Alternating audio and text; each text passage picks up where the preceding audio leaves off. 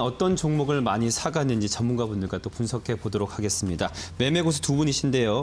타이거 인베스트의 황윤석 대표, 모스트 인베스트의 이청원 차장과 함께합니다. 안녕하십니까? 안녕하세요. 자, 먼저 이청원 차장 오늘장 특징주 어떤 종목 보고 계신가요? 네, 모바일 어플라이언스라고 하는 기업입니다. 키워드를 크게 두 가지로 잡으셨으면 좋겠어요. 하나는 4차 산업, 그리고 또 하나는 유효 수요의 창출이라고 하는 부분인데 이번 주 시장이 전반적으로 좋지가 않습니다. 그럼에도 불구하고 월요일부터 조금은 강하게 움직였던 섹터가 있죠. 자율주행이에요. 기저에는 역시 애플카가 있는데 조금 전에 언급한 것처럼 4차 산업이라고 하는 부분이 중요한 이유가 우리가 아직까지 4차 산업이라고 하는 부분에 대해 명확한 정의를 내리기는 쉽지가 않습니다. 그나마 이야기할 수 있는 것은 제조업과 이 ICT의 결합이 아닌가 저는 그렇게 생각을 해요. 애플카가 그 기로에 있는 거죠. 애플이라고 하는 회사가 가지고 있는 이 ICT 기술력 그리고 브랜드 가치를 기반으로 새로운 재화를 생산해 냅니다. 그리고 그 생산이 우리가 살아가는 데 필요한 필수재로서의 역할을 하고 있는 자동차라는 거예요. 물론 자동차를 직접적으로 생산하지는 않습니다. 연초에 우리가 현대와 기아처럼 협업을 할 것이다라고 하는 이야기가 나왔던 걸 여러분들이 모두 기억을 할 거예요. 아직까지 그 기업은 선정하지 않았지만 그래도 이미 기술력을 확보하고 있는 기업인 만큼 2025년, 늦어도 2028년까지 애플카가 시장에 선보일 것이다 라고 하는 전망이 이어지고 있습니다. 남아있는 건 하나, 완성차, 즉 차를 생산할 수 있는 기업이 누가 될 것인가 그 부분이지만 그래도 애플카가 4차 산업을 표현할 수 있는 한 가지 재화라고 하는 점에서 우리가 역시 기회로 삼으면 좋지 않을까 그렇게 생각을 하고 핵심은 자율주행입니다. 자율주행은 이미 2017년부터 계속해서 이야기가 나왔습니다. 공공연하게 우리가 TV라든지 뉴스를 통해서도 자율주행이 조금씩 나타나고 있고 지금도 마찬가지죠. 매우 극소수이긴 하나 자율주행 차량이 조금씩은 있습니다. 하지만 완성도가 아직까지 크게 올라오진 않았습니다. 그래서 거기에 대한 기술력이 앞으로 조금씩 보완이 되어 나간다면 애플이 현재 바라고 있는 2025년이나 2027년 2028년까지 자율주행을 기반으로 하고 있는 차량이 상당 부분 많이 우리 곳곳을 누비지 않을까 그렇게 생각을 해요. 그러다 보니 자율주행 테마에 속해 있는 자율주행 테마에 속해 있는 많은 기업들이 이번 주 시장이 좋지 않았음에도 크게 움직임이 나옵니다. 모바일 어플라이언스는 레이더 영상 장치나 운전자 보조 시스템 등을 기반으로 하고 있는 소프트웨어를 시장에 공급을 하고 있습니다. 물론 실적이 크지는 않습니다.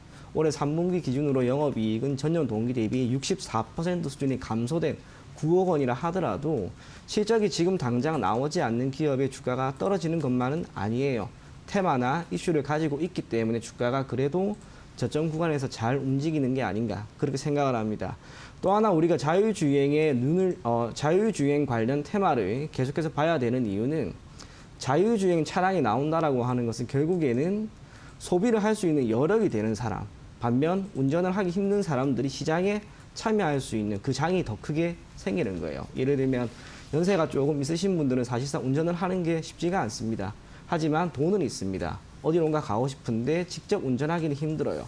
그런 분들을 위해 자율주행 차량이 나온다면 우리로 치면 연세가 75이나 80 이상 되신 분들도 무난하게 차량을 소비를 할 수 있는, 구입을 할 수 있는 여력이 됩니다. 그게 곧 유효 수요를 창출하고 이러한 유효 수요의 창출이 지금 예로 든 애플카는 물론이고 대한민국에 있는 현대, 기아와 같은 기업들의 기업 실적을 충분히 개선시킬 수 있는 한 가지 변수로 작용할 거라고 생각을 합니다.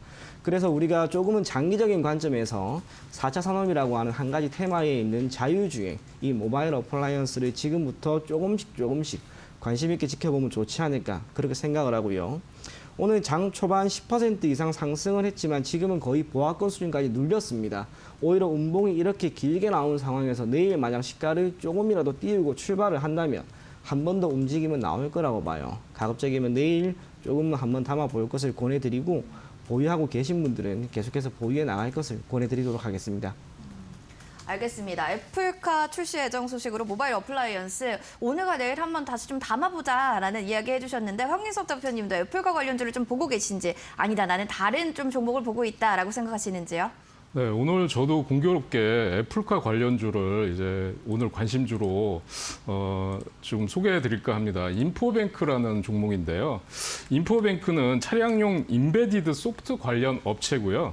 2025년 좀 전에 말씀하신 것처럼 애플카 출시의 수혜주입니다. 그래서 그 뉴스가 발표되자마자 19일 날 상한가로 직행을 했는데요.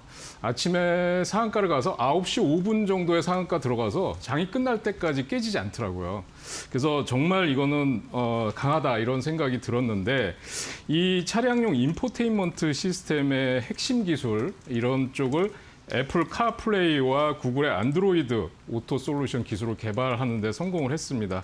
그래서 지금 이 애플카 뉴스가 나오고 나자마자 그 다음날 시초가에 바로 상한가 직행을 했는데 지금은 이제 매물 소화 과정을 거치고 있어요. 근데 제가 좀 그 이상하게 생각하는 거는 그 투자주의 종목으로 지정이 되긴 했는데 그건 뭐 단기간에 급등했으니까 이해가 가긴 하는데 스팸 과다 관여 종목이다 이런 거는 저는 구체적으로 뭔지는 모르겠습니다. 그러니까 그런데 하여튼 지금 그것 때문에 주가는 지금 소폭 하락을 하고 있는데요. 그 2분기 영업이익이 흑자 전환된 이후에 자율주행 플랫폼 개발에 주력을 하고 있다. 그래서 앞으로 잘 아시는 바와 같이 뭐 앞에서 자율주행에 대해서 자세히 설명을 해주셨는데요. 그래서 이 커넥티드카, 차량용 반도체들과 연결돼서 첨단 시스템을 구축해가지고 이런 솔루션을 해결하는 그런 선도 업체로 나갈 가능성이 높다 이렇게 보여집니다. 그래서 지금 차트를 보면서 저도 이제 좀 그 대응 전략을 말씀드리려고 하는데요. 여기서 보면 일봉 차트상에 이 고점이 18,850원입니다. 근데 최근의 흐름을 보면 상당히 단기간에 급등을 했어. 그러니까 제가 말씀드린 애플카 얘기가 나오고 나서 바로 상한가를 갔고요. 그 다음 날 위아래 꼬리가 길게 달면서 여기서 고점을 찍고 오늘은 음봉을 좀 길게 맞았는데 중요한 거는 여기서 매물이 나오지 않고 있다는 겁니다. 그래서 이런 경우는 저는 지금 시장 분위기가 뭐 강세로 간다 그러면 뭐 대형주나 이런 쪽으로 옮겨가겠지만 시장이 그렇게 지수가 강한 장이 아니기 때문에 그리고 미국도 뭐 나스닥이 기술주가 조정을 받았다고 하더라도 애플카 관련주들이 상당히 강하게 가고 있어요. 그래서 저는 지금 구간에서 공략 가능하다 이렇게 보여집니다. 네. 자, 오늘 두 전문가께서는 애플카 수혜주로 기대가 되는 두 종목인데요. 인포뱅크 그리고 모바일 어플라이언스 두 종목을 분석해 주셨습니다.